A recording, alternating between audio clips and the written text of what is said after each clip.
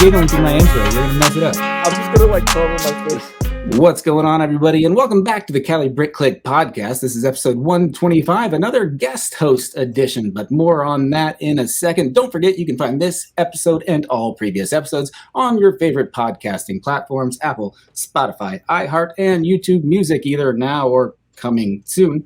As always, we have the ironically outgoing Shy Time is My Time. Hey. We have from the shadows the appropriately named Ninja. Bueno. There he is. And I am Josh from Josh Builds Stuff, filling in today for Claire, who is off on her honeymoon and having a fantastic time if her Instagram stories are any indication. But who cares about any of us, right? We are joined tonight by an actual special guest. It's Brad from Brad's Brick Post. How are you, Brad? I'm doing pretty good, guys. Thanks for having me on. It's good to be here. Good. Also, I'm done with my interview personality. Now it's normal Josh. Hello. That was really good. Yeah. Thanks. You nailed it. I'm looking to replace Claire. Don't tell her. I hope she doesn't watch this one. I expected you to do very well, but one take, one hit. I'm very impressed. Like, how many, I know this is not about you, technically, Josh, but, when you record, how many, well, actually, I already know this answer because I get a lot of your footage anyways. Like, how many takes does you usually go in your clips before you're like, yeah, I'm good with it? So many. I'm unhappy with what I say almost the entirety of the time. And it's a great segue to a subject because Brad scripts his videos, which I do want to get into today. And I don't really script my videos, and that's a very interesting difference in content. In fact, we all make very different kinds of content here, and I'm very intrigued by that. But first, Brad, who are you? Very different. Well, my name's Brad, and I'm the YouTuber behind Brad's Brick Post. I got into Lego about 10 years ago. Well, I guess that's when I got back into Lego. I can start back at the beginning. So as a kid, I was into Lego up until the time I was about 10 years old. That's back in the mid to late 90s. So some of my big sets that I loved growing up were the ones from the Adventurers line with Johnny Thunder. And given I could never get any of the big sets, but I had some of the smaller ones with the flying pterodactyl. And then my biggest Lego memory from being a kid was, I remember on my 8th birthday, I went to Walmart and got the original Millennium Falcon from 2000, I think it is, 7190. And it was it had been sitting in Walmart on the top shelf for forever. And it's one of those things where as a kid, you have to save up money or wait for a birthday to get a big Lego set. But yeah, so I was into it as a kid. I got out of it probably between the time, I remember between when Star Wars episodes 2 and 3 came out. I got some of the episode 2 sets, but then I can remember by the time the episode 3 sets came out, I was kind of out of it and into other things like video games. But then when I was in college, I got back into it. And the reason for that was probably because of the Lord of the Rings sets, just because those have always been some of my favorite movies along with Star Wars. And I mean, since then, it's kind of a hobby that I go to. And then just recently, this past summer, I decided, why not just jump into it as a YouTuber? And I tried that, and since then I've been trying to figure out, what exactly I want to do with my channel, but just making the best videos I can and kind of going from there. So I've covered a lot of different things, from top 10 lists to mocks to random Lego facts, and still trying to figure out the whole YouTube game. So that's where I'm at. Very high quality content for people who haven't seen your stuff, but very well edited, very well spoken. Yeah, I appreciate it. You definitely hit the ground running. Yeah, I thought you seem like you've been in this for a long time, even just production quality, but even the topics, the scripts, everything. It's man, this guy's been around for a while. And then you scroll down and you go, oh, he doesn't even have that many videos. He's doing very well. Yeah, it's one of those things where I've been interested in Lego, like I said, for the past 10 years. And I've been kind of at different times obsessed with it. So I have a lot of, knowledge about a lot of the themes and things like that. But I also have always enjoyed video editing and making videos back in high school, doing, the film. I'm blanking on the name of what they call it now, but the high school film festivals and things like that. So I've had a little bit of background with video editing and production. And so I've kind of just meshed the two into what has become my channel. So yeah. It shows. Yeah. And as you guys can probably already tell, getting into the whole voice topic, I don't know if we want to get into there now, but I'm a bit less fluid just coming off the cuff than I am with my scripted content that takes a lot of different editing, taking out all the gaps, all the uhs, and going strictly based off of a script to more of just a conversational tone. I think I even probably changed my voice a little bit just to be that kind of high energy, attention keeping kind of YouTube voice when, rather if it was up to me, I think I'd probably prefer more chill conversation like this. But no, we all have like the narrator voice, right? Yeah, you just saw it on my intro. No. Okay, so yeah, your voice sounds very. How would you say it? My question, the only thing I noticed was that your diction is fantastic. Like I trail off all the time. My tone goes up and down as I'm talking, but yours is like a steady tone the entire time, and every single syllable is well pronounced, but quickly. And I guess you said you cut out blank space and stuff, so you probably do a lot of editing to it, but like it comes across so smooth, and I go, this might be AI, but then you say things like Ninjago and you say it correctly, and I go, well, AI would have gotten that one wrong. Ninjago. Yeah. I've heard it before, but you do a fantastic job, and I need some voice lessons from you. It might be one of those things where I mentioned it shy before the show started, but I'm a English teacher at a middle school. And so coming from an English background, I have a lot of experience with reading out loud, and I'm pretty comfortable with doing that. So that probably helps as far as, like you said, the diction goes, and trying to keep a consistent tone and to sound, good for the videos. I mean, if anyone here hasn't watched your videos that's listening to this right now, go back and just listen to Brad talk. It's very clean and almost robotic, like not in a bad way. It's definitely Brad. If like I've been, so a little background on Brad for me at least. I saw his first videos like immediately when he first came out with what was it? The top 10 expensive minifigures, the Goosebumps series, which I'm a big fan of, which we can get into in a little bit. But I kind of gradually like see his like audio kind of evolve. But what attracted me to hitting the subscribe button was how he was speaking. Visually, he definitely grew and improved significantly to his most current video. But it's what you were saying, and you're not even showing your face, which we'll get into in a second. So to make me hit subscribe to someone who I don't see is it says a lot to how you speak. Yeah, I appreciate it. It's something where sometimes I wonder if my content would be better if I was a little bit more off script and natural. Like Josh, with your stuff, for example, I am blown away that you're saying that you're not going off of a script with how many jokes and one-liners and wordplay you're able to integrate into your scripts. To me, without a script, that is insane, because that is not something I'm capable of at all. And I'm very much, with my videos, a stick to the script or die kind of person, because when I try to go off, it immediately goes into the dumpster and is terrible. So that's just astounding to me that you have that seemingly then just innate ability to work off the cuff like that. I appreciate that. I've answered in the comments sometimes. People are like, do you script your videos like this and that? And I go, if it was a really good joke, I probably thought of it ahead of time. If it was not a good joke, it was probably me just coming up with it in the moment.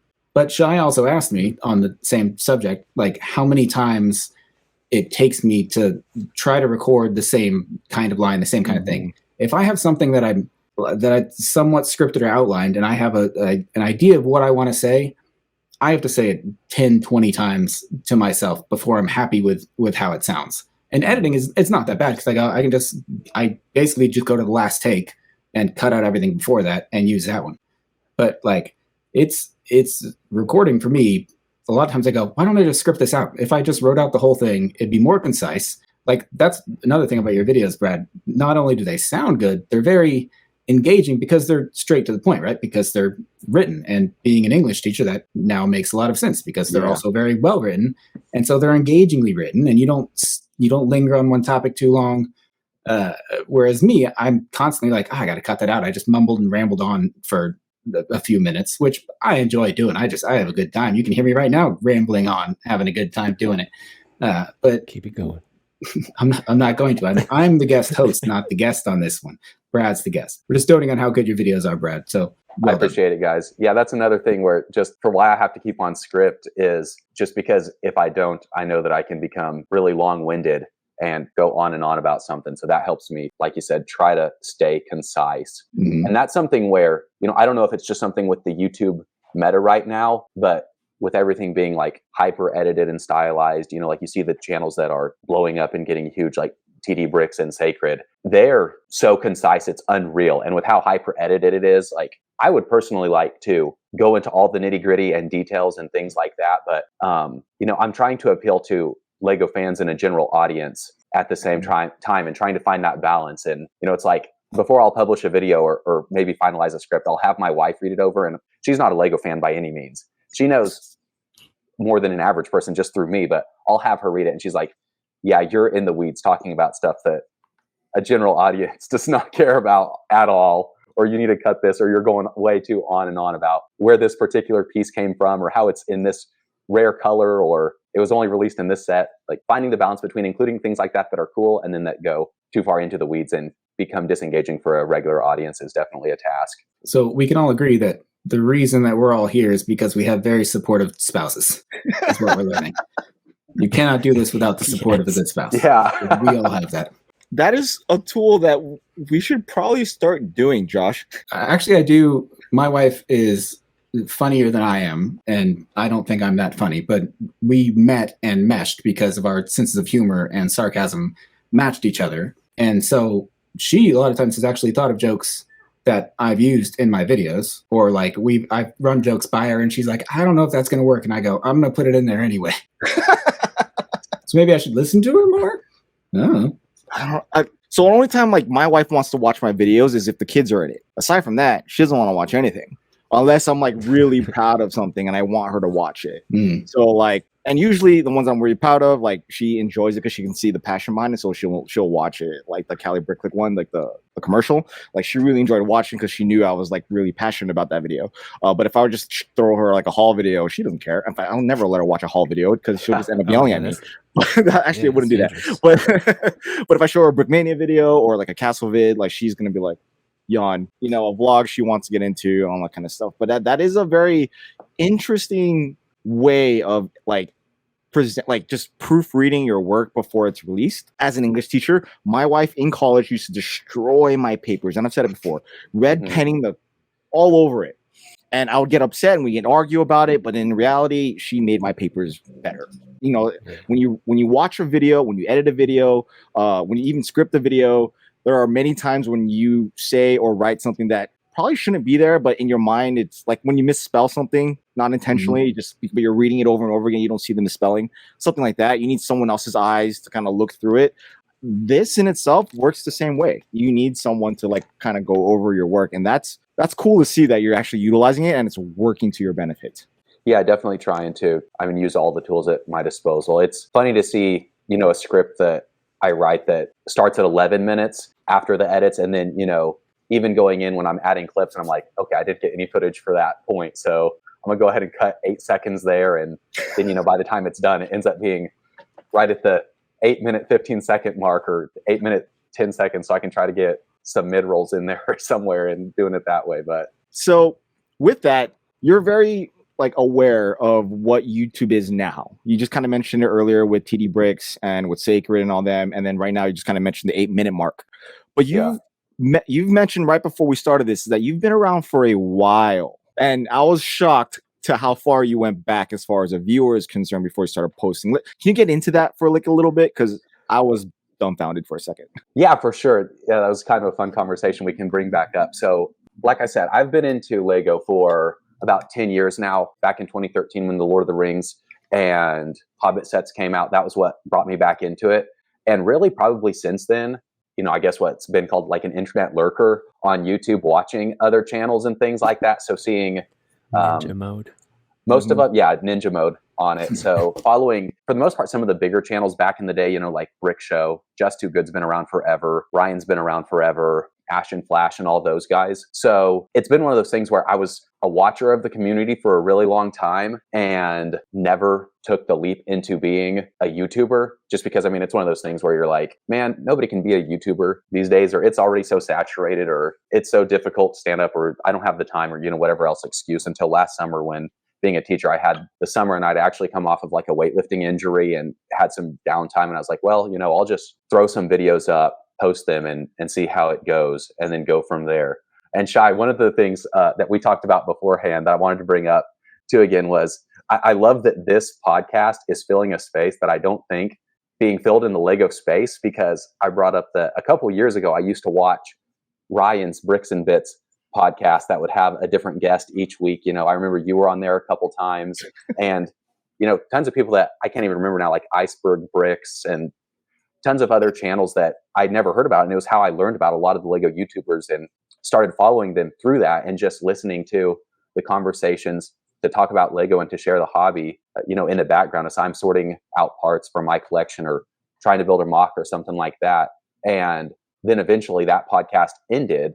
And in my opinion, it really wasn't until Cali Brick Clique podcast kind of took off that that hole was filled in the Lego community. So I really appreciate what you guys have done here with this space. And that's why I had thought about messaging you and asking about coming on.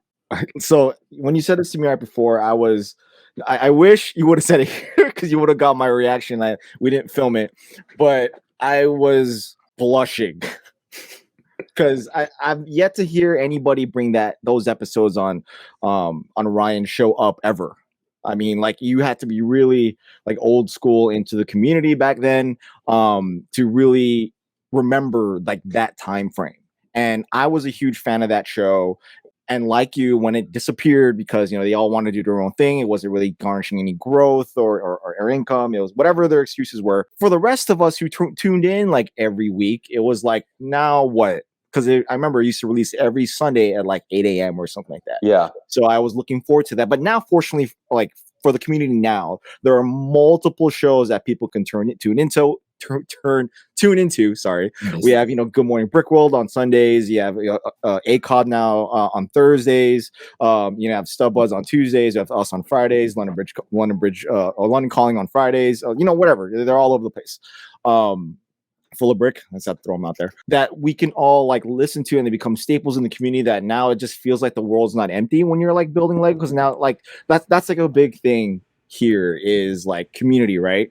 I am not a huge YouTuber at all, but I feel like I've ingrained myself within the community somehow in one part of it. It's a vast community. There's different places that you can ingrain yourself into. And there are people out there who just want to watch. They don't want to say anything, like yourself. And then there are people who want to make themselves known and put themselves out there, make content, so that way you could kind of gain some sort of a relationship that way, in which a lot of us have, gained friendships going in that path. But now I'm starting to see people who are not trying to do that. So there is kind of like a pro and con towards that. And we can kind of get into that right now, like being a part of the community and like not being a part of it. And where do you find yourself right now, Brad? Yeah, well, it's one of those things where, so I started my channel last June, and being a teacher, I had the entire summer to just go headfirst into making YouTube videos, and even treating it like a job back then. But, when you're first starting out, you're learning everything. So things go a bit slower and things like that. But then the school year coming back around, trying to do my uploads along with teaching, it's definitely a balancing act, because it's one of those things where I want to answer your question. I want to get into the community more and more, because I think that gaining those friendships and those connections and doing collaborations and things like that is what's going to help a person remain in the community longer and stay motivated longer. But I just feel like, especially with this year, like, and for another like personal detail, like my wife is pregnant right now with twins, and so we've been going through that. Yeah, so we're so excited. Love babies. And trying to find the time to balance it with just getting out videos on my own channel, but then also trying to work in collaborations and things like that has just been like one step too far for me. So this show has been the first kind of official thing that I've done with any other Lego YouTubers. And hopefully it's just the first step in growing those connections more and more, because I've always thought that one of the best things about the Lego community, especially on YouTube where I've followed it the most, is just the connections between the different YouTubers and seeing those friendships grow and blossom. And that's something really cool that hopefully when going full time, I'll be able to do more and more. Yeah. Welcome to the community, Brad. You're in it now, man. You don't know what you're in for, but you're in it. It's too late now. So there are multiple ways of doing that, and for you, you decided to make the content creator way, which I think Claire can relate to if she were here. She started making content because she wanted to like be ingrained in the community as well. But there are other ways to do it, which we can name. I'm sure a bunch of people who are always in the chat during live streams whenever there is one around. Never make Will Harper. Shout out to Will.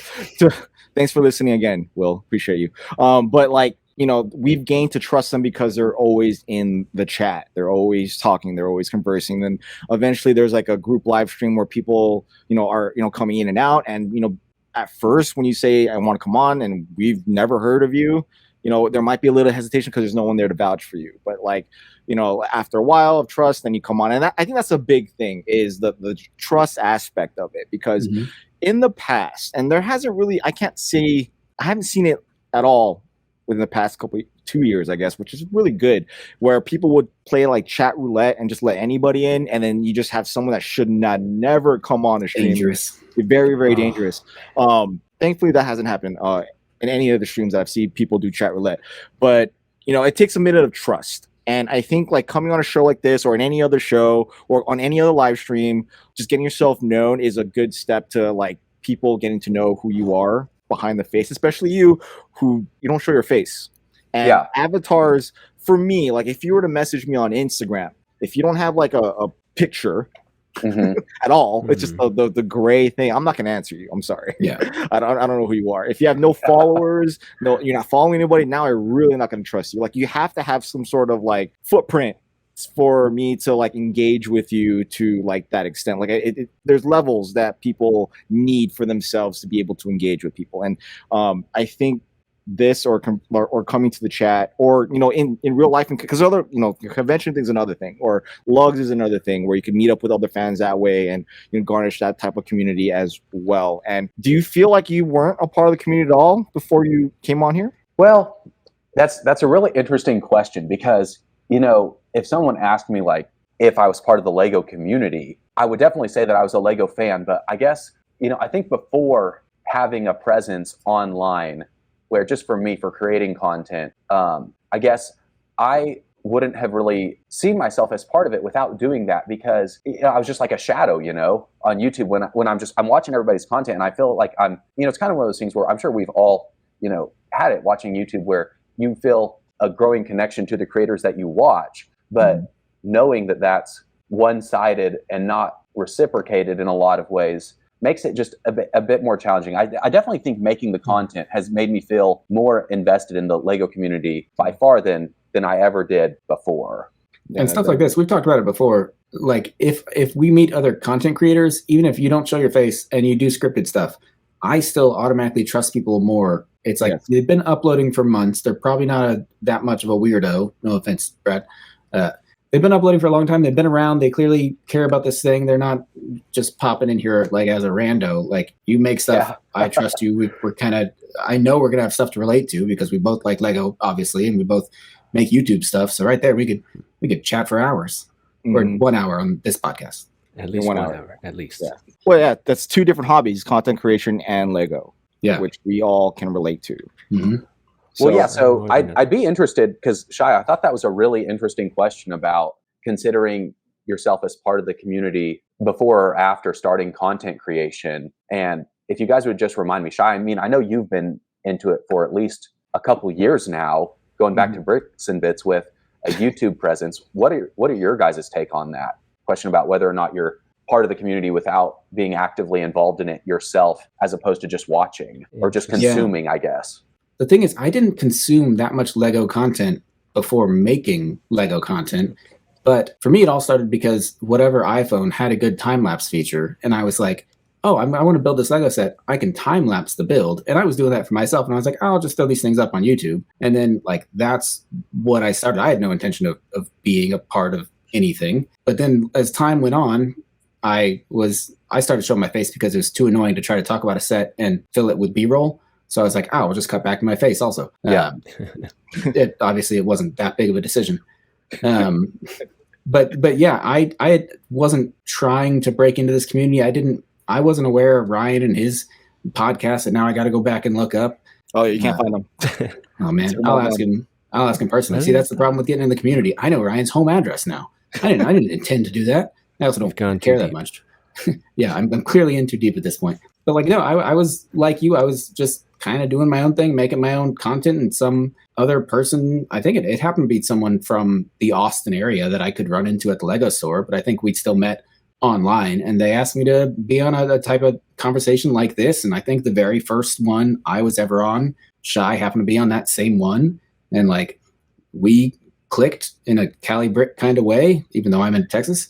Nice. But yeah, and then it's kind of rolled from there. And then like it goes from being on the occasional live thing to talking online every once in a while to like having regular video chats where you're like, oh, we're gonna stream, and then you go, oh, let's just not hit go live and we'll just chat amongst ourselves. Mm-hmm. Like, Yeah. And then the next thing you know, you're at a resort wedding in San Francisco, Crying. These people you had no Oddly intention of meeting, giving a speech. I feel like we have to share stuff. That's a deeper subject. If people want to, we could do a whole episode when Claire gets back on the wedding weekend and shenanigans. Yeah. That's an interesting point, Josh, because that's making me think about it. You know, it's like, I could say that part of the reason why I got into this community was for literally just being able to hopefully have conversations like this just about the hobby, because I don't know about you guys, but it's like, I don't have people in my life that are beyond just casual Lego fans that are like, oh yeah, Lego is cool. And my kids love it, you know, when I'm 29 years old and talking to other adults about it. And, you know, nobody likes it in the same way that I do. So part of me getting into this community was just for being able to chum and talk about stuff, you know, with other people that are interested in the hobby like I am. Yeah. That is a big plus. Like, none of my friends are really hardcore. Oh, none of my friends on this side where I'm living are really into the Lego as much as I am. Like, I am the Lego liaison for, why they're buying it, and I'm sure all of you guys are big tough guys on a motorcycle. They're buying Lego now. They're showing me. Yeah, that's all you. They're like, sure, but they're sending me. It's funny when they send me like shorts or reels of like people that I've already seen. Yeah, post those same things like over and over. I'm like, oh my god, yes, I've seen this a million times. Stop sending me. I don't care. Stop sending me this. You're the Lego friend. You become the token Lego friend. Yeah, I'm the token Lego. I did just give because it was Teachers Appreciation Week. Teacher, at least in our area, I did give my son's teacher the wildflower bouquet. Oh, that's a good which she could not stop talking about. The next time I saw her was just, oh my god, I never built a Lego set like this in a long time. My daughter and I are gonna have fun with this. This is the best present ever. I'm like, it was a really late thought of giving you this set, but I'm glad you liked it, and I hope it continues. But so like, we've all become like bastions of like Lego people, just kind of spreading the love everywhere. But yes, going back to answer your question, how I feel about being a part of the community or not, you guys kind of mentioned it already. Like, I am a part of the motorcycle community. Before that, the dance community. I'm now Lego community. To me, to be a part of community, you have to be involved, and it doesn't mean you have to make content. Like, it means that you have to like be available to provide insight. If that makes sense. Otherwise, you're just standing in the rafters watching. Yeah, you know what I mean. Like, you're just a view. And like because they're so if I'm going to take it back to the motorcycle world, the community in the motorcycle world is vast, just like the Lego one. There are multiple avenues you can go to like, you know, there are content creators out there, but then you have like the more real things. You have your 1%ers, your just regular MCs, your family clubs, your riding clubs, and just your everyday rider that are not involved in any part of that community whatsoever. But they do attend the events. They do whatever. There are people who are just not involved. They don't contribute to the community whatsoever. They just kind of ride the motorcycle and call it a day. And there are people who are really diehard, and this is all that they do with their lives. And you know, that's just what they do. In that sense, if someone who's just riding a motorcycle, just driving by, not contributing to the community, do you consider that person a part of the community?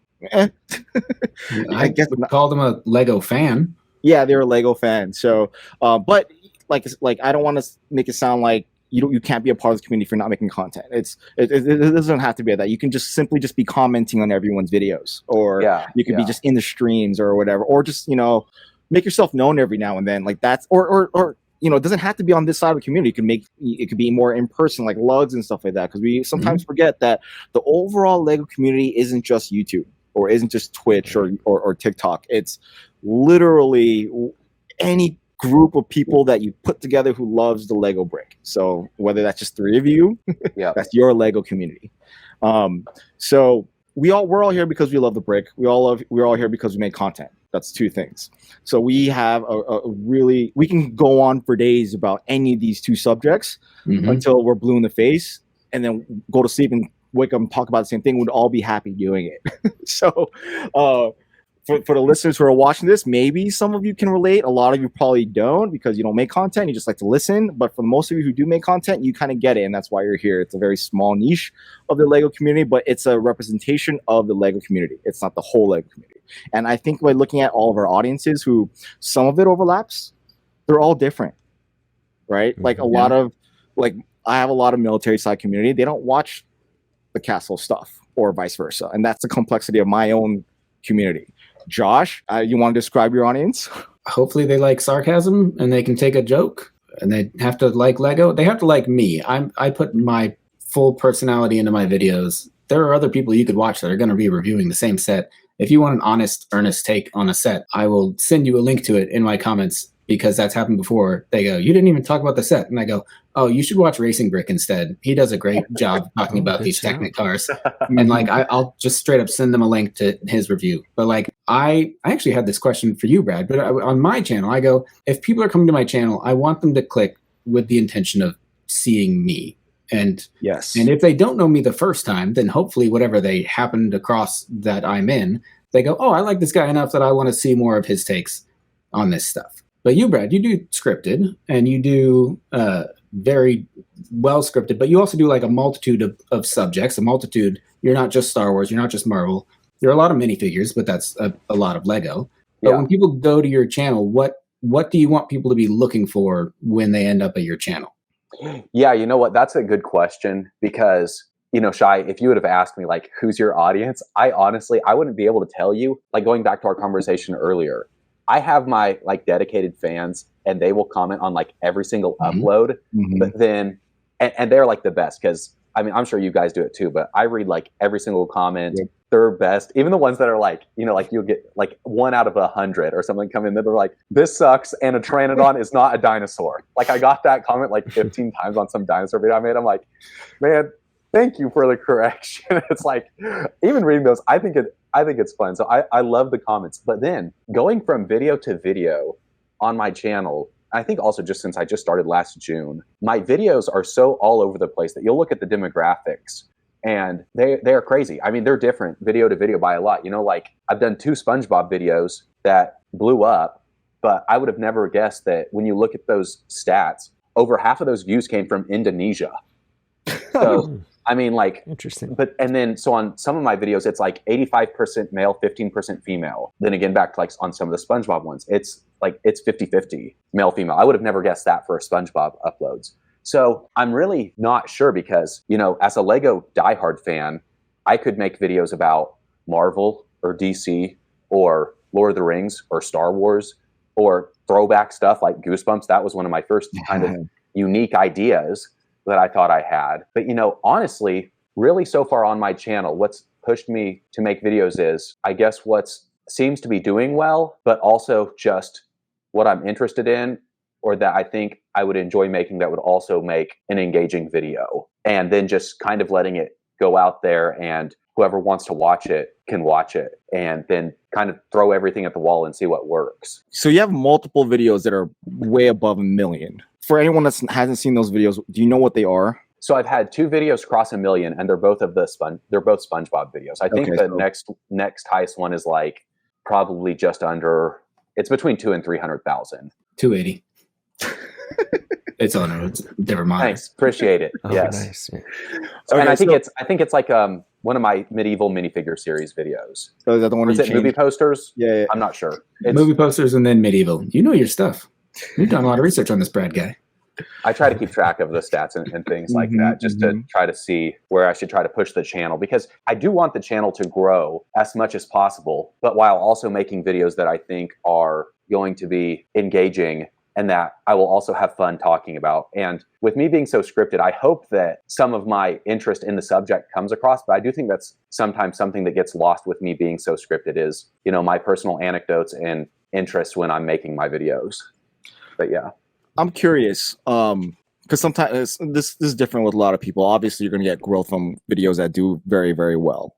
But do you think you gain more of a loyal subscriber following from the videos that really blow up, or the videos that, you know, like your other videos that don't garnish as many like views? Yeah. So going off of that, I definitely think that when a video starts to blow up, you get a lot of viewers that you'll probably never get again. So to answer your question there, it's like when a video blows up, like those SpongeBob videos that went big in Indonesia, I'm not counting on those viewers returning for regularly scheduled uploads. If they want to, great, they're welcome.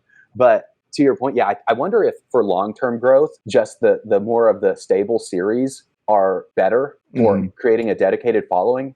Because I know I mentioned it before we started, but the biggest requests on my channel as far as comments go, and the most engagement, comes from people on the topics that they feel really personally connected to, or that might connect to nostalgia, like the Goosebumps videos. Goosebumps is probably, no, not even probably, it's easily the most requested stuff on my channel. And those videos have done well, but they're not the biggest on my channel by any means. But I think they've prompted a disproportionately high amount of like growth with like comments and subscriptions. Like, I don't know what you consider that, like further click-through rate when they're watching the video, whether it's like leaving a comment or subscribing or something like that.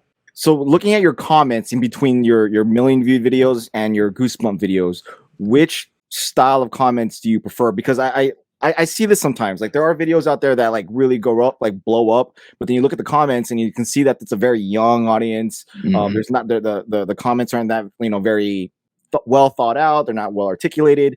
But then you watch like some other videos that maybe have not done so well, but the comment section is like vast. And then like, you know, people are really engaged and want to put their input in there. How is that for those two comparisons then for you?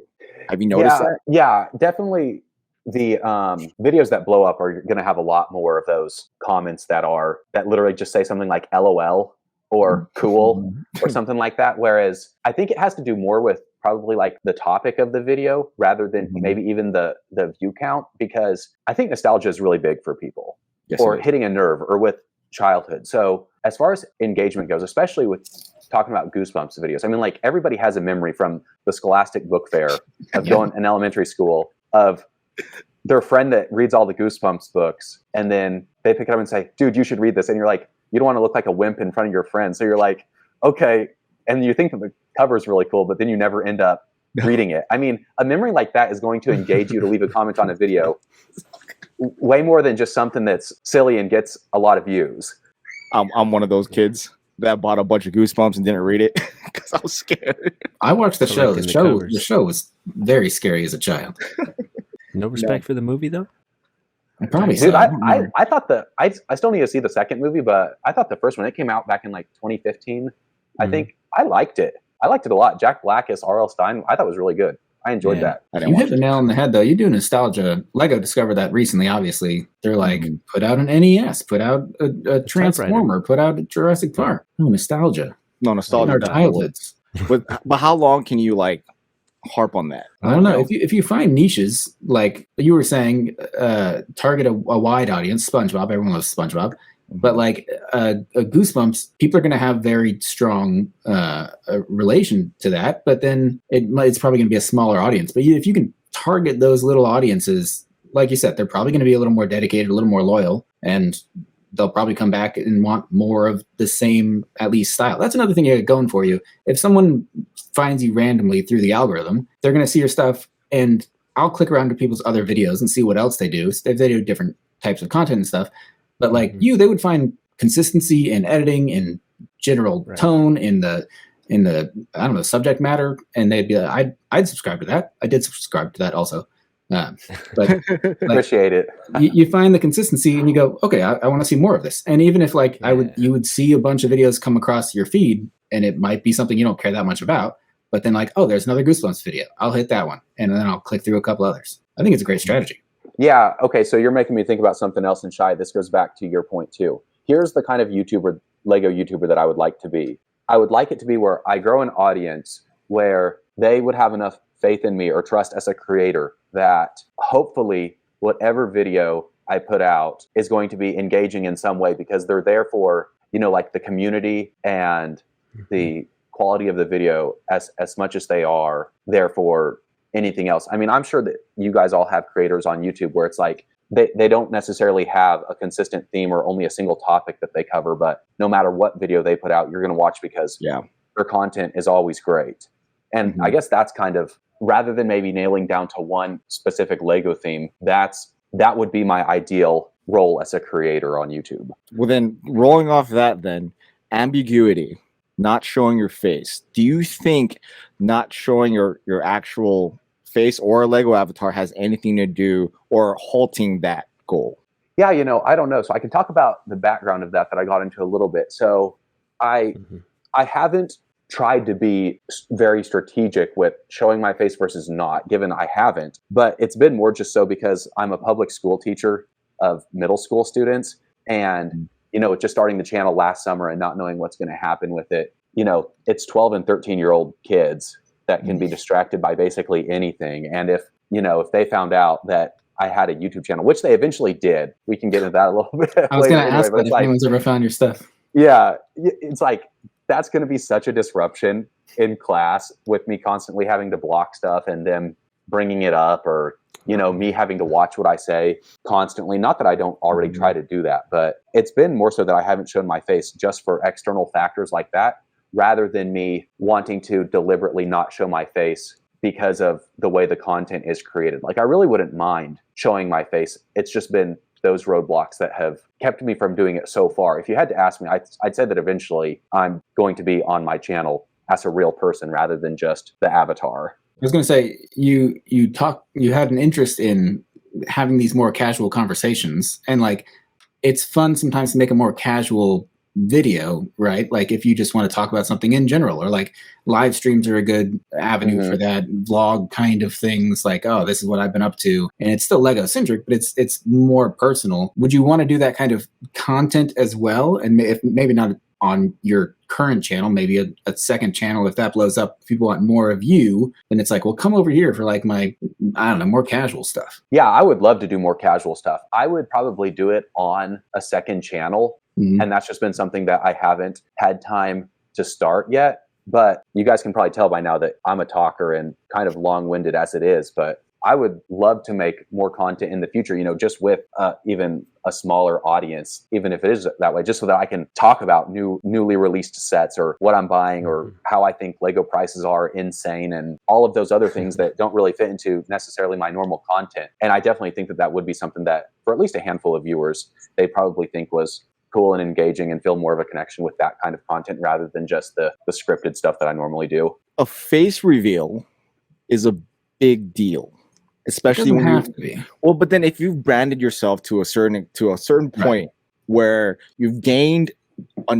large amount of subscribers or followers wherever you are, and you've never shown your face, so everyone's used to just hearing your voice and looking at an avatar or whatever you're showing in front of them. I mean, I've yet to see anyone just snap their fingers and it's their face without anyone not noticing. Yeah. So even if you don't intend it to be a big deal, it's gonna be a big deal, especially towards your own audience. So as much as you want to downplay it as possible, it's going to be brought up constantly. I was going to say, you can control the narrative a little bit by just like starting showing it and not making a big deal out of it. And some people might follow your lead. But like you said, at a certain scale and size, people are going to notice that, and they're going to probably bring it up a lot. But I mean, we all know everyone has a face. So it's not like no, I've never seen an Ninja's face. I mean, maybe I don't have one, actually. No, I've seen your face. It looks like that. It's yellow and you have sunglasses. Yeah. Exactly. Never mind. Yeah, I'll retract my last statement. Josh, if I was going to, I mean, of course, you guys can give me feedback on what you think, but I guess I'll just say, when I do a face reveal, I probably wouldn't even treat it as a thing. I would probably just do it. And, as the channel grows, that might become more necessitated as I want to reach out to other creators and do more podcasts and things like that. It's probably going to be more necessitated, but I probably just try to integrate it into the content naturally without like doing a video. I'm not going to do a video that's going to be like face reveal, but at the same time, Shy, like you're saying, I mean, I don't know how long it's been, but I mean, I remember when Just Too Good did a face reveal, and it's like, for after years of being in the Mantis mask, that was bizarre, not saying anything about it's weird to see a person's face after years of seeing them in a mask. I mean, like, I don't know what I would think if Ash and Flash just popped onto his channel straight up with his face. I mean, it'd be kind of a weird thing. I'm sure that'd go away, like looking back on it with like other creators that have done that, like Just Too Good and whoever else. It's just routine after a couple weeks. Technically, it's a rebrand. Yeah, it is. It is. It's a rebrand. I think it helps the brand if you're going for a personal touch. But like if you just wanted to make a big content heavy channel and you want people to come to your channel for the content and not for you necessarily, and there's nothing wrong with that. Like then a face reveal, I don't know if that helps the brand or like you said, changes your brand into something new. It also has to do with how you want to present your content. You know what I mean? If you want, because your avatar is barely there. It's there, but it's not always there. We're looking at B-roll of whatever you're showing us for the most part. Yeah, some people will cut to their avatar like when they're talking, when there's no good B-roll, it'll be their avatar talking or a couple positions or stuff. You see that. But now if you show your face, it's become, people start to invest into you, which if that's what you want, I'm not saying that you should go in that route, but it's a little easier to gain like a strong following who's loyal to whatever your content is, as opposed to just you throwing out content. But again, it's just how you want to present your content. Like, do you want a heavy content channel, or do you want it to be focused on what you love personally and how you could present it? Because obviously it's going to change to the camera you're using now. So you might have to kind of dive into another way of investing if you want to like do that. Well, that's another thing, Shai, with going off of what you're saying is that, I have the avatar for my channel and I used it in like a couple of my early videos, but as I've tried to learn and grow and try to think about, okay, what does my audience want to see? It's like 9 times out of 10, if not all the times out of 10, at least in my head, I'm thinking, okay, my viewers probably just want to like see something cool happening with the Lego or see what I'm explaining rather than it being the avatar. Maybe that's an incorrect assumption because, like I know I watch plenty of channels where it cuts to the creator talking and explaining or to their avatar doing small animations with expressions and things like that. So I don't know if that's an incorrect assumption, but if Claire was here, she would say that you shouldn't be in the thumbnails. You know what I mean? Like people don't care. She would go in lines with that if she were here. I guess I'll just use my last 3 videos as an example. I've always started my first initial input with the thumbnails for me is me not in it, using the hash whatever arrow. They never do well until I'm in front of the camera or I'm in front of the thumbnail. So the castle one, which is my last good one, I wasn't immediately in the photo when I first posted it. Once I put myself in the thumbnail, boom, the people who are subscribed to my channel knew it was me. They watch the channel. It helps the algorithm. Algorithm pushes the video. The last video I did, I'm not in the shot whatsoever. It's just whatever video. But that also has to do with like topic and stuff like that. When I watch a Josh Build Stuff video, I personally am invested into his personality. When I don't see him in the thumbnail, I miss the thumbnail. Like when I scroll through my phone or scrolling through things, I don't see it. So I don't notice that Josh posted something until he puts it on Instagram or something like that. Then I'm like, oh, he posted a video. I have to go back. And that goes with a lot of the people that I follow. Like I'm really, and Claire would say this, I'm more invested into the personality of the creator. So for me, and I don't know if that's the kind of audience you're looking for or if that's what you want, who are people who are more invested into what you have to say versus what the kind of content that you're showing. That's what I look for. So I need to see a photo of you. Otherwise, it looks like everyone else's thumbnail, like all the TD Bricks is. I can't tell who's who at a certain point. So, you're spot on because, I mean, it just depends on the audience that you're growing, I think. Because, there are some creators, where it's like Shai, with your content, I'm clicking it because I'm seeing your face. With Ryan's content, I'm clicking it because I'm seeing Ryan's face on the M&R production thumbnails, like things like that. But then it depends on the flavor that you're looking for, because honestly, with my thumbnails, I wouldn't blame anybody for not knowing the difference between my thumbnails and any of the larger YouTube Lego meta that's going on right now, because I've played into that, how that's affecting my channel, I'm not sure, because it's hard to know.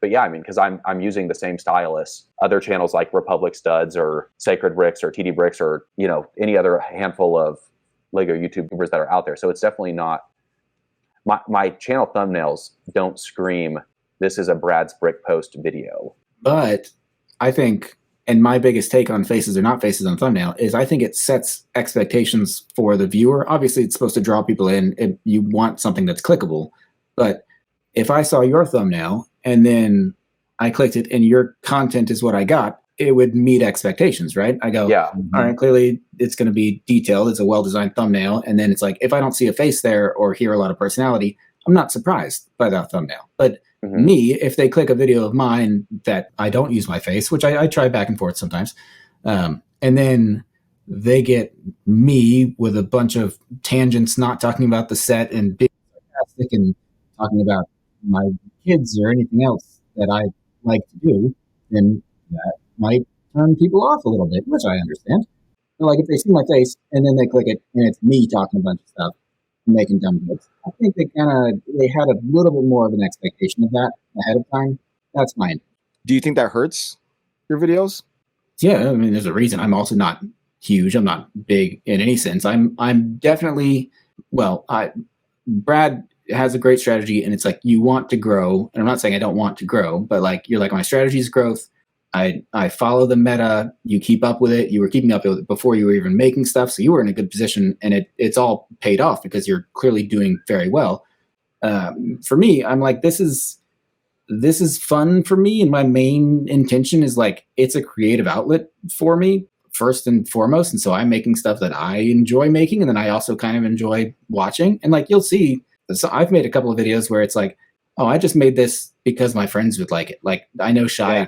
Like my MR Productions parody video, like I knew that would just be a video that my friends would enjoy, and like I got like 800 views or something, and I went, yeah, but it was fun for me to make, and I know a couple people really enjoyed it. So like I don't know, I'm not I share that sentiment with you. Like there's a lot of content that I post out that are very inside jokey that like no one else would get, but I just want the 5 people that I want to understand what's happening to watch the video. That's it. I don't care about anybody else. I just want those 5 people to watch this video. I think that can still be very intentional content, because I think talking about the community, I think there's a certain audience of people that would watch that kind of video and go, oh man, these guys have like inside jokes and like a friendship, and like I want to get to know that whole meta. And like when we're in places like conventions, like you'll go to Shy's video and then Emily's video and then Holly's video and Ryan's video and Sans and me, and like there's this weird big interconnecting world all of a sudden, and like everyone kept being like, oh, it's the Avengers, the Lego Avengers all came together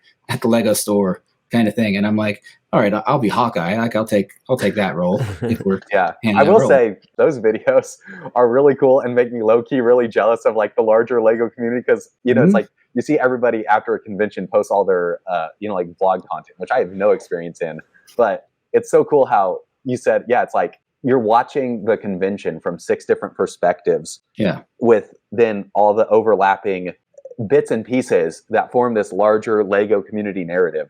And that stuff is just cool to watch, to see the community and see it from those different perspectives, and everybody having fun and enjoying the hobby in a way that is really cool. And I think people see that, and there's got to be some people that are like, I want to be a part of that. How do I get involved in that? And I think in a lot of ways, there were a lot of people hyping up Chicago last year. And I think Chicago this year is going to be crazy. Like everyone, if you ask if they're going to Chicago, the answer is probably yes. So Brad, come on.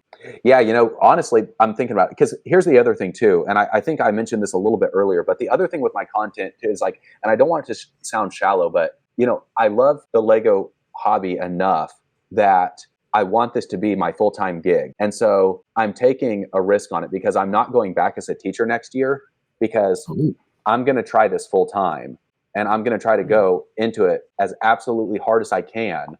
And I'm going to try to keep making videos that my viewers love, my viewers are engaged in. But at the same time, part of that is trying to think about how can I make this video reach as big of an audience as possible while staying true to myself and what I'm interested in and what I think is going to be engaging and reaching a larger audience. And so that's definitely a balancing act.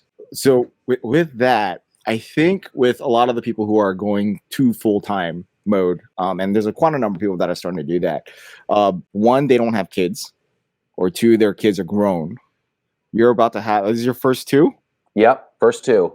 So wow, this is the time to take big risks. Yeah, that is a big risk, and I'm not trying to hurt on you for that. That just shows you the confidence and like the willpower that you're about to have. And also again, a very supportive wife. Yeah, very supportive wife. That I want you to win. With having to take care of mouths to feed now, your mentality towards this is a lot different from Josh and I. Mhm. So Yeah. like, you have to win in almost every video. Like Josh and I can like throw stuff at the wall and not care because we technically are fine without this income. But you know, to give up a career path, which is admirable, and then having to risk it to also have a brand new kids to take care of. As a father, like I want you to win. Like Yeah. you're not gonna be looking at this how Josh and I do it as a hobby. You're gonna look at this as okay, you're really gonna be diving into your analytics. You're gonna really take notice to like what you should and should not be doing, because that's gonna impact your day to day. So I wish you luck, my friend. I appreciate that. Yeah, that's a really good point, because it is something where it was a calculated risk, because it's like I'm doing all this math in my head, you know, over the past 6-7 months as the school year has gone on, thinking, you know, okay, well, if I can just basically, with me doing this part-time as it is, you know, like double my watch time, double my views, if that's possible, then I should be able to recuperate all the money that I'm leaving as a teacher, and just seeing the growth potential with YouTube is way bigger than that, because, you know, I've had a good time with teaching. I've been blessed in that. But unless you go into administration, like being a principal or something like that, there's not a lot of growth. I see it as a calculated risk, because the potential for the growth on YouTube is so much bigger, given it's, you know, like what's the fail rate of being able to make a full-time income on YouTube? Like really high. But I knew that it was going to have to be something, because there was no chance that next year, with 2 babies coming along, I could be a father and a teacher and do the videos that I'm making right now. There was no chance. So it's like one thing had to drop off of that ship. You know, if it eventually becomes something where I have to step away from YouTube because it's not garnering what I need, you know, it will become something that's more of a hobby. Until then, I'm going to try to treat it as a full-time. And if not, you know, I'm sure that I can go into some other kind of field and, you know, or go back as a teacher. You know, there's always that option. You can always go back. I mean, right now, Josh can attest to this, and Ninja for sure. From now from when your children are born until they're about 5 or 6, maybe 7, is probably the most important time you're going to have with your kids. Well, your oldest is almost 6, so we don't even know what it's like to parent a 7-year-old. But Ninja can attest to that. But like, that's true. Yeah, but like, it just turned 10.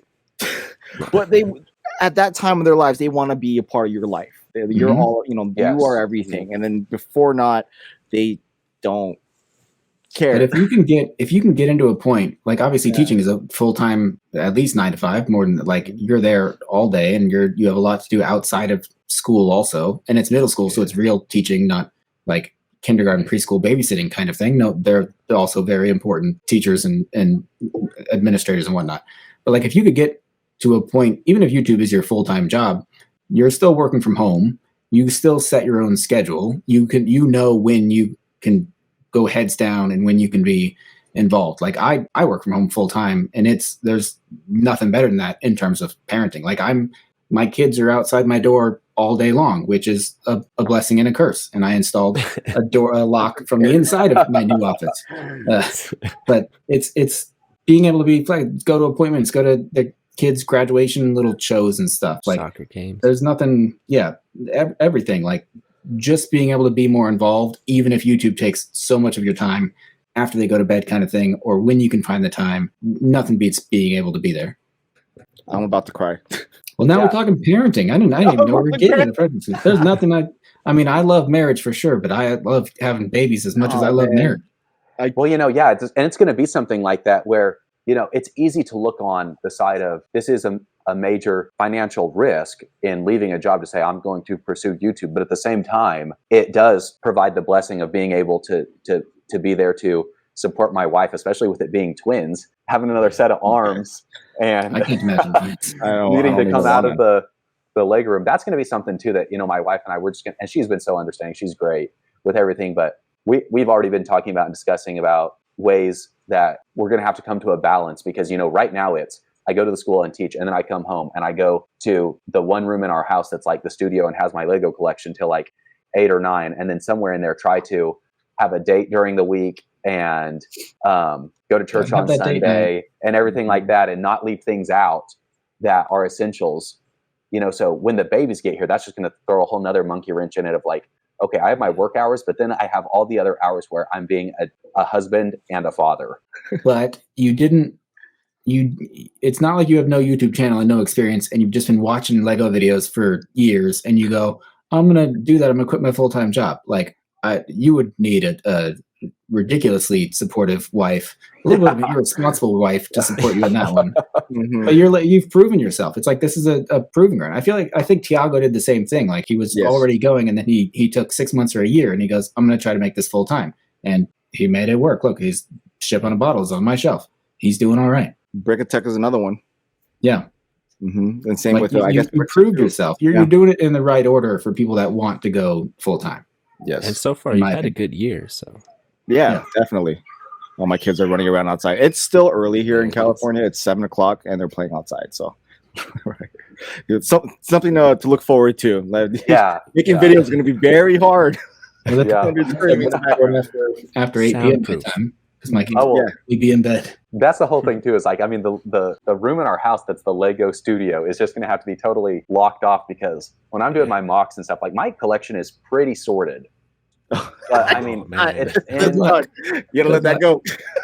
You see the table behind me? That's the kids' build table behind me. And there's going to be so many choking hazards back there. It's going to be insane. Like they are not allowed to go back there till like, okay, plus just with me, like I am particular about my minifigures and things like that and take like really good condition, really good care of my stuff, which I'm sure you guys all too, but it's like, man, wanting to let my son or daughter, like, touch my Lego stuff is going to be a challenge too, because I'm like, man, you're touching like Boromir. That's like a $35 minifigure, and you just want to chomp his head. But what you can do though is buy them their own Lego, which gives an excuse to go to the Lego store and be like, "Hey, I'm gonna buy this for them." Either you build it for them or let them build it and have their own thing. But it gives I don't know if that's a good thing. Your budget doubles when your kids start liking Lego. I mean, that's what I've been doing. Anytime the kids are like, "I want to go to a Lego store," let's go. Yeah, but nothing beats your kids being old enough. And my oldest started when he was around 3. He could do the 4+ sets. Like nothing beats getting to the point where they can build with you, and then also they can build on their own. And at this point, like I designed this office to have this secondary table behind me, which is where all the broken Lego is right now. Not broken, taken apart. Lego's never broken. But like I'll sit here and build something at this desk, and my oldest will be over there, and it'll be a $10 Guardians of the Galaxy set that comes out. And he's like, "Can I build that one?" I'm like, "For sure." And like I keep all the small sets now. I don't plan to build any of them myself. And he'll be over there building, and I'll be over here. And like that's quality time. You can't pay for that. That's true. Yeah, for sure. That's another thing that'll be interesting with being a dad in that way, and also just thinking about expenses and trying to be frugal for the next year. Like I don't know where you guys are at. But I, at this point, am almost completely priced out of even buying sets. Like the majority of my Lego, like probably 50% of it has come from buying used lots. That's my favorite way to get Lego, is just from buying stuff from people at like the lady down the street who's having a garage sale or post it on Facebook Marketplace, because I'm just like, I have enough in my collection already that I'm like, I can't hardly justify buying sets anymore, because I can, with my channel being based around mostly like mocks and minifigures and things like that, I have enough to work with to where I don't even. You don't need to chase the latest and greatest buy sets. Biggest new set. At this point, I probably buy about as much Lego, a little bit more than like an average consumer, as far as like from big box stores, just because it's so expensive, and that's been the case going for a couple years now. But I mean, that's good though that you're able to control. I mean, all 4 of us don't really go out to be the first one to post something that's out there. So we don't have that hunger of being the first to post a set and having to buy everything. None of our channel content for all 4 of us is based off of that. So we're blessed in that sense. So being a mocker for you, I mean, you don't need everything. Like you're looking stuff at pieces. So it's like when you look at a set, you truly just want the set for the pieces or for what it is. And for me, like I don't post a lot of like Lego content videos on whatever sets that I buy. I think I only like a quarter of what I buy is actually shown on YouTube. Like the rest of it I get to enjoy, build with my kids, and really remember that I love this for the Lego first, which is hard sometimes. I'm excited that you're going to be a new father. And yeah, that's definitely the biggest thing going on in my life right now, for sure. Forget Lego. Kids are the best. It was just Mother's Day, so anyone out there, happy Mother's Day who's listening to this. And we see a lot of fathers becoming fathers or men becoming fathers on the YouTube space. And then with the influx of women who are not mothers already, but who really make content, it's going to be interesting to see the first one that actually does and see how that kind of turns out. Because that's a motherhood and fatherhood, although partnerships on their own, I don't feel are the same. So that's my opinion. I feel like mothers have their, you're a mom. It's there's a lot. Like we both have our roles to play, and that one right there is a very important one. So my wife does so much more work than I do. Yeah, I just get yelled at. I second that. So that's a part of our job. We just get yelled at and just take it. Maybe I'm just not aware, but is that a hole in the Lego community as well? Because I mean, I bet if you ask somebody, who do you think of when the most well-known Lego dad that's sharing the experience with their kid is like, everybody would probably go to Brickitect, you know, because that's like his thing and it's great. And he has that nailed down, and he also has the Greg's World channel, and that stuff is great and really wholesome to watch. But as far as I know, there's not really that equivalent with a mother and daughter, or mother and son for that matter either, that I know of. There are a few that involve their kids, at least on Instagram. Like I know of a lot of content creators who I know they have kids. I know they're girls and stuff, but like on the YouTube side, it probably doesn't do well in the algorithm. Like I have a handful of videos on my channel where I'm hanging out with my kids, and it's around Father's Day or there's monster trucks or something coming out. But like I said, I'm making stuff just for me. I don't know if those videos performed well or not, but if people are there for me, they probably don't care about my kids. But to go back to what Brad was saying, like, do you see any like new moms? Like, if you were to think of, I can't think of any. Yeah, there are new. Anyone who's a mother right now are already mothers before they started posting content. I feel bad if we're forgetting someone, but yeah, I can't. I'm trying to recite. I can name a few that are content creators that are already mothers, and they're pretty big, more on the European side. But like, if you were to think of like the new women that popped up that are really big now, if they decide to have children, it's going to be interesting to see how that plays out. There's so many variables that you can kind of think of when that comes into play, to see how that would go, because you know it's a big deal. Mm-hmm. So. Sure. And I feel like fathers have it way more easier than mothers would. Yeah, shout out to Good Wives again. Yeah, I thought we were going to be talking about YouTube and faces. We got into parenting stuff. That's a great twist. Oh my gosh! So yeah, I think we should like stop. I mean, what better note are we going to end on than fatherhood? The value of fathers and mothers. Mm-hmm. That's definitely a good note. All right. So, is there anything else that anyone wants to bring up before we call it? Appreciate it, guys. Once again, thank you for taking the time, and for Shy, I know you mentioned it earlier, but just taking the risk on bringing a stranger onto your channel. I already feel more connected to the Lego group as a whole just by getting to talk to you guys, you creators. So appreciate it. Well, thanks for coming on. Do you want to plug anything while you're here? Just the YouTube channel, Brad's Brick Post. I do have an Instagram, but I'm not active on there. It has like 50 I know followers. you're not active on there. I use it. Yeah, sorry. I think I missed one of your messages. It wasn't until like the next day, but I basically just use it to reach out to other content creators or things like that whenever something pops up that I'm wondering about. So if you want to, you can check me out on there, but don't expect much from the Instagram. Check out the YouTube. That will stay consistent. Do you have a baby registry? Post the link in the description. No, not yet. Tarjay. Get on that. Well, good luck with that then. You're going to be fine. I'm looking forward to what you come up with. And I'm excited to hear how fatherhood treats you once that happens. Yeah, I want an update. When they're 6 months years old, I want to hear an update. We'll probably bring you back to hear that. If there's no update, that means that that's what I'm doing. Oh yeah, we know. You got your hands full. If you're to disappear in like a couple months, we know what's going on. Yeah. If after November I'm not active on the channel, it's because I'm constantly changing 2 diapers. He's digging fatherhood. That's what I'm so excited. All right, Josh, you want to? No, you bring us home. I only planned an intro. I didn't look at the outros. All right. Well, all you got to do is say roll that music. Oh, that seems so much easier. All right, everyone. Thank you for listening. Be sure to subscribe and like on all the platforms that you watch us. Give us stars if there are stars available. Give us baby clothes, and we will send them Brad's way.